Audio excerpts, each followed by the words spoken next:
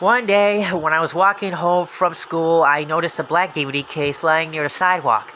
Inside was a single DVD. Neatly written in black Sharpie was Mama Here's a Pure Heart, Season 2, Episode 1.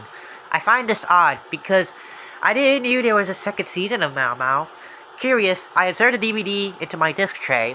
There was no intro at all. Instead, it just went straight to the episode, The Deep End. I was confused, but at the same time shocked.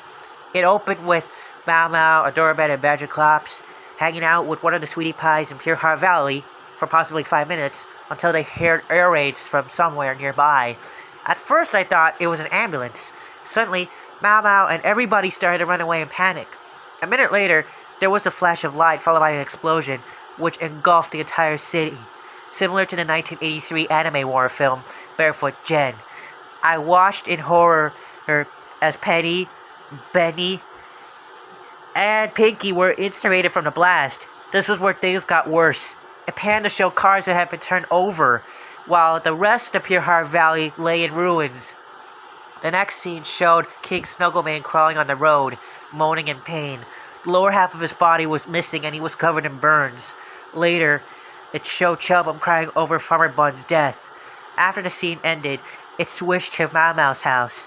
Actually, the HQ. The fires had mostly burned out.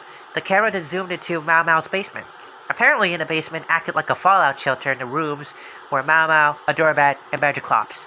"What are we gonna do, Mao Mao? I'm scared," Adorabat said. Then, Badger Clops turned on the radio, and there was the voice of the narrator, even though there was no narrator when the show was made in Season 1. But this time, she sounded more scared. She said, "Breaking news. It appears that someone has fired a missile armed with plutonium onto Pure Heart Valley. For your information, plutonium is a powerful substance which can result in death. If used carelessly, we still don't know who is responsible, but we'll find out in the future. I'm off." We then see Badger Clop's hand turn off the radio, and the episode ends. I was horrified at what I saw. I mean, why the heck would they make an episode like this in a Cartoon Network cartoon?